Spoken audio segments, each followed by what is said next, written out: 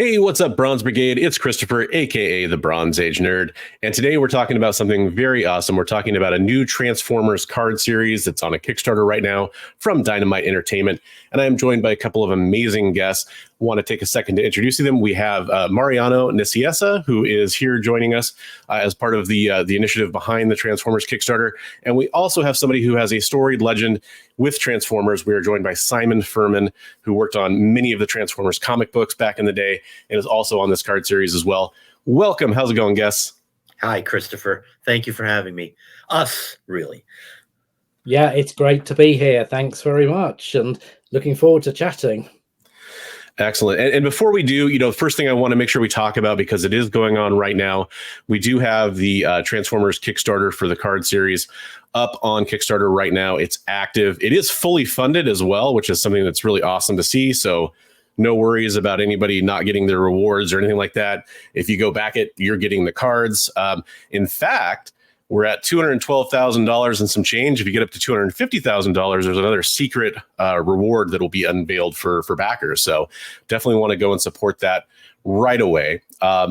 So the first thing I want to ask about as we talk about this card series is I'm really curious about how this project came to be, and I'm really curious about how each of you got involved. So I don't know who wants to take that one on, but how did this card series come up? I know there was a card series back in the 90s as well. Is this kind of a reimagining of that series? So we'll give credit in this case to the owner of Dynamite, Nick Barucci, and he is constantly out there exploring new licenses for the company, exploring new opportunities. So we have all wanted to work with Hasbro for a long time, and the Transformers 40th anniversary became a hook, became a way to reach out to Hasbro. We got the license for trading cards and immediately went into the creative process to figure out, okay, how do we best celebrate the 40th anniversary? And the decision was to go with two different trading card sets, which are both highlighted on that Kickstarter. Awesome. And then Simon, how did you get involved? Well, Mariano reached out to me. I've been involved with Transformers almost since the very beginning. And Mariano, I think, wanted to touch base with some of those original creators. So myself, Bob Budiansky, who laid a lot of the groundwork for Generation 1 that we're going back to here, the classic characters, the sort of underpinning mythos. And, Bob did a lot of the heavy lifting initially, did all those character bios, countless character bios, refined the storyline. So, Bob was there doing the heavy lifting at first. And then I came in on the UK side and just started to layer in some of the more mythological elements into the storyline that now crop up in almost every iteration. So between us, we've done a lot of the kind of the backbone of what became known as Generation 1 and sort of underpins a lot of what Transformers is today. So it was great that Mariano and Dynamite reached out to us and said, look, you guys were there at the beginning, come in, do some special cards for us, sign some special cards, and be very involved. And I'm delighted to be. That's awesome. Now you mentioned doing some of the cards. I know a lot of the bios. Obviously, Bob infamously created over 250 of those back in the day. Was there a lot of new material that needed to be added for these cards this go around, like a new flavor text from things that have happened from the characters' histories, or was it pretty much taking the character bios and just kind of getting them set in stone for the new card series? I think there was a fair amount of personalization here in terms of characters Bob and I were quite associated with. So some of those unique cards are characters on my side, characters I was just associated with, not necessarily the key characters, because that's sort of more Bob's domain. But I did a lot of characters that I developed from, minimal bios and they were sort of slightly side characters that got elevated. So it was great to be able to just cherry pick some characters that I've put a little of myself into. Right on. One thing we mentioned earlier, it's the 40th anniversary of Transformers. I think that it's just surreal to be here. I was a fan of Transformers when I was a kid. I'm in my early 40s, so pretty much my whole life I've been enjoying Transformers and living through. My daughter's into Transformers now, and watching her try to transform toys at 6 years old. It's really a lot of fun, and it kind of comes full circle for me. Things like this anniversary and this card series obviously tap into that nostalgia quite a bit.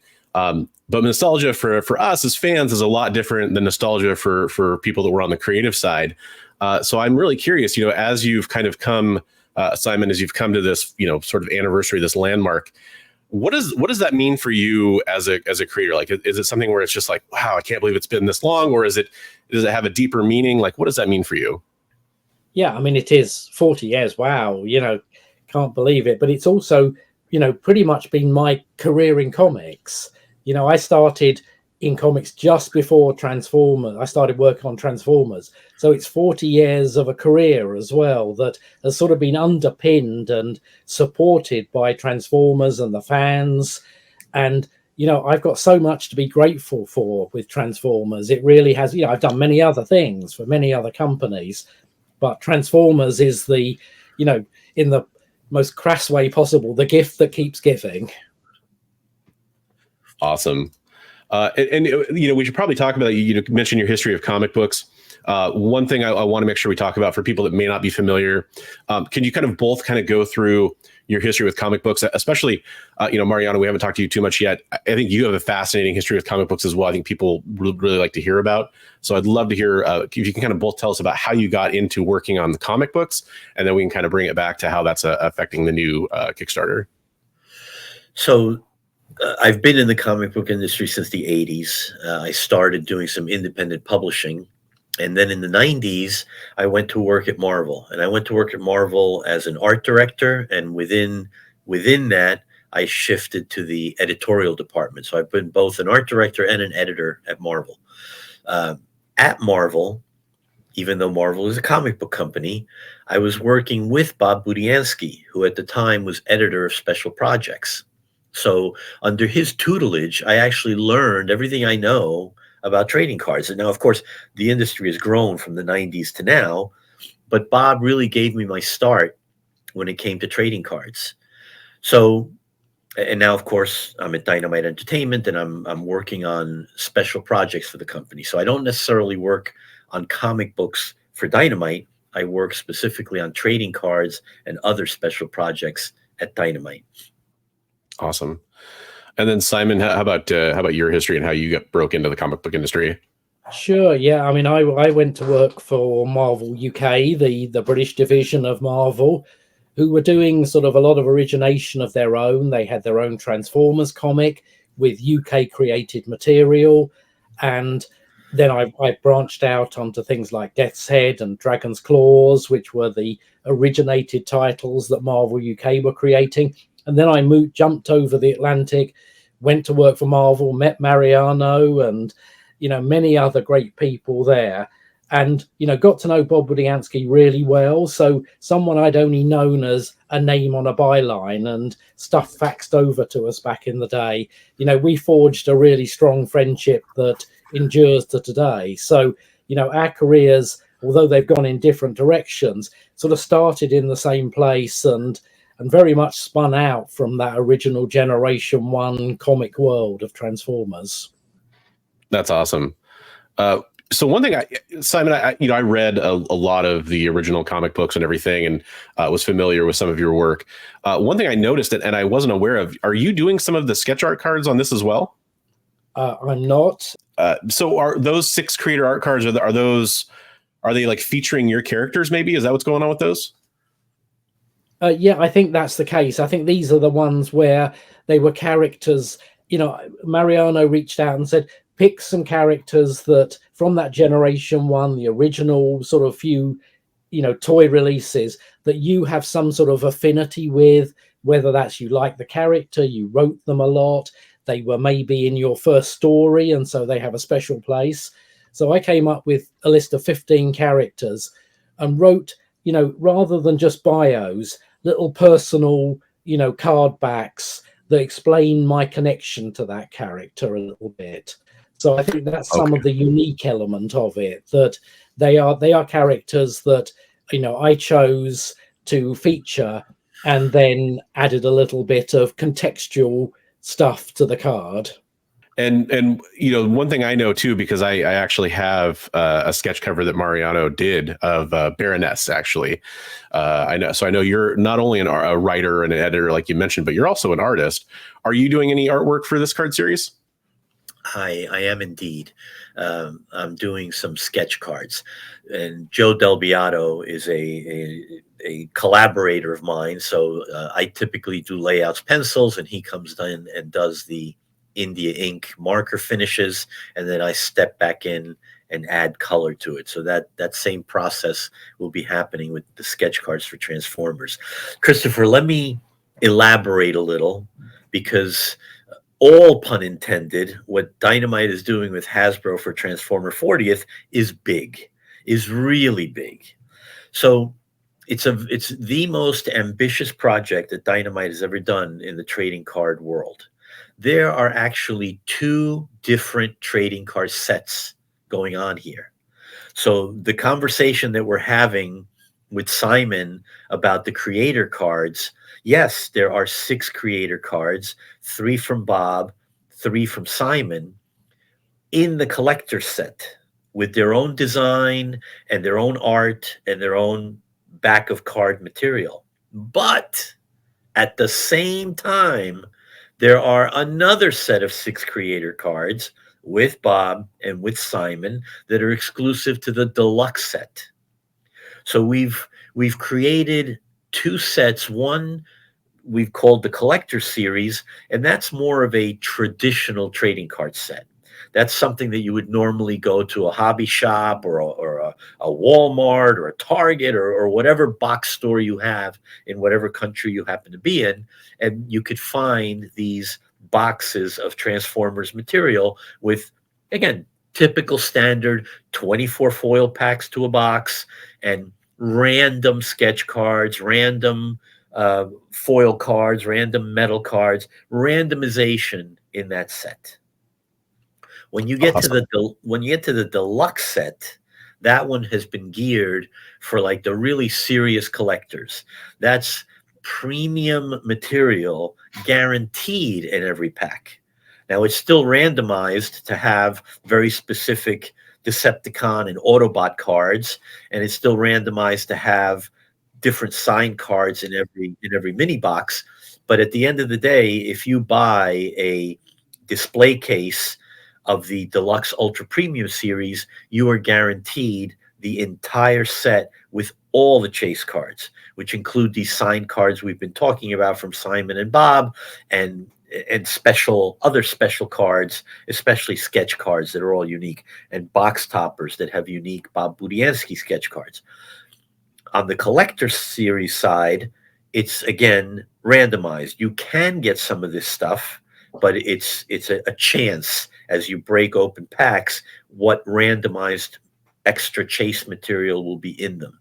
Guaranteed to have the entire set of base cards if you buy one collector set box. I know that's a lot to take in, but we really wanted to offer fans a wide variety of trading cards and different ways to collect these trading cards. Yeah, and on top of that, there's also some additional options that people can select as well that are pretty exciting too. That I definitely think are worth pointing out. One of them that's I think it's kind of just a brilliant move is to but to offer an option to get a binder so you can store the base cards or the additional cards as well with some, obviously amazing retro art on it. I also saw there was uncut card sheets, which I think is fantastic. A lot of collectors love uncut card sheets. And there's also some of the metal cards as well. So definitely in the connecting art sketch cards. So there's definitely some very interesting add-ons that people can do as well for people that want to get a little bit more out of this. But it is cool that you give people the option to collect either way, or both ways if they want to as well. So that is very, very awesome. I appreciate you going over that because there are a lot of options, but that also means there's something for everybody, right? And yes, and that was something else that we carefully mapped out and reviewed with Hasbro how best to take care of fans across a wide spectrum.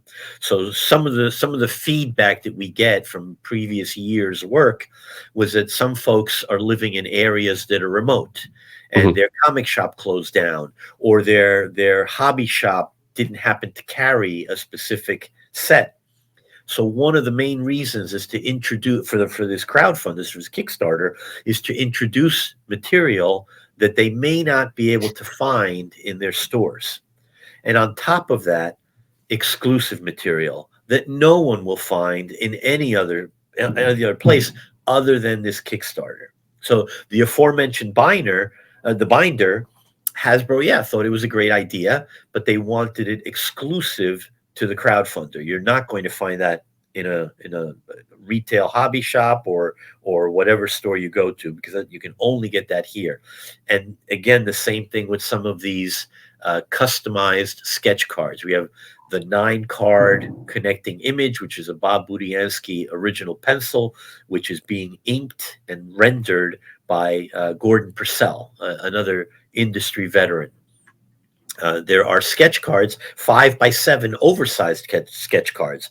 Those, the fans that want to can actually reach out to us after the campaign ends and request a favorite character. It's anything we do obviously has to go through Hasbro approval, but the options are there. We really want to take care of the fans, and we really want to take care of the collectors that want something special for their collection. Awesome. And maybe I'm wrong about this, but I'm pretty sure this is what Nick Barucci mentioned at one point. These are print to order too, aren't they? The deluxe, the smaller run material is what you would call print to order. Okay. And that just adds exclusivity into the mix. So there are definitely the stretch goals for the campaign, some of the extra cards that are included in the campaign. All of that is limited run print material. Yes. Perfect. And I know that's a huge deal for card collectors, especially. So that's obviously going to add a lot to the experience for them. Very cool. I'm kind of curious, as you both were working on this project, was there anything that came up during it that kind of brought up any nostalgia about your time working on Transformers, or anything that working with each other in the past, like any characters or anything like that you're kind of like, oh wow, I forgot about that character, or anything like that came up? I was curious if that happened to you during this project at all. I mean, definitely for me, some of that original pack art, that was the stuff that took me way back to the very beginning when I was, we didn't have all the animation reference or some of the more sophisticated reference now. So we used to have basically that box art from the packs. And, it really resonates when I see that again, because, it was fabulous art. But, the art has changed a lot over the years. So I love that we're going back to that very original founding, grounding, visualization of the toys as 3D comic or art characters. So yeah, that took me right back to 1984, in fact. Right on. That actually brings up something that I'm curious about. I asked Larry Hama about this at one point when it came to G.I. Joe. Obviously, he has a storied history with G.I. Joe. I was always curious about that relationship with the license holder, in this case, with Hasbro, and also in that case as well. And he was actually pleasantly surprised by how little interference he ever had from Hasbro in regards to working on G.I. Joe. I was curious, Simon, in your case, when it came to working with Hasbro and creating the comic books, was there ever anything that Hasbro ever inserted themselves into and said, oh, you need to do this differently, or you should change this, or anything like that ever happened with you in your experience there? My experience, and this is quite genuine, is, the Hasbro have been very, very helpful, and generally they want the best for the brand and the characters. So, we've generally worked hand in hand with them. Back in the UK comic, we would often tag our character introductions into their toy line releases, and, do special issues. We'd get a little feature on their TV advertising, and just generally, I love, that Hasbro seems to sort of have taken on so much of things we were creating with no idea that we were going to be here 40 years on talking about, has become part and the bedrock of the brand. So, it's just how receptive they are to going, wow, okay, look, hey, we've just introduced a whole god of the Transformers. We'll use that, we'll make that fundamental. We'll introduce this idea of 13 primes, and so that's very gratifying when you sort of create something almost in a vacuum, and 30, 40 years later, it's sort of underpinning almost every iteration of the brand. So it's always been a good, what they call synergy these days, the relationship between the creators and Hasbro, that, we've been let loose a little bit, and generally that's just been accepted, taken on board, and has become part of that 40-year history. So yeah, we've never really had a sort of rough patch here. It's always been this kind of, the door swings both ways. That's excellent to hear, because it really does kind of seem to come through in the finished product as being, a reader or a collector or as a fan of these things. It seems that Hasbro does really have the best interest of, hey, let's support the creative. Let's make sure that everybody has the ability to work well together. And I think it comes through in the final product quite a bit. So I'm super excited. I think we should just kind of show this one more time here, folks that are interested in the Transformers Deluxe Ultra Premium trading cards. It is available on Kickstarter right now. It is fully funded. It is something that I will have a link in the description down below. So if you want to click on it and go check it out for yourself, you can. It is something that has about 15 days left to go at the time of recording of this video. So still a little bit of time to get in there, but make sure you get your orders in if you're interested in this series. I do think it's something that's pretty cool. I think it's been pretty obvious from this interview. It brings up all that nostalgia for people. And 40th anniversary of Transformers, never a better time to go back and revisit that. So I really appreciate both of you taking the time to come on and talk about the Kickstarter today. Thank you so much for doing that. I really appreciated it. Thanks for having us on, Christopher. It's been great. Thank you, Christopher, and thank your audience for all the support. Absolutely. All right, folks, until the next one, I just want to remind you, as always, read comics every day.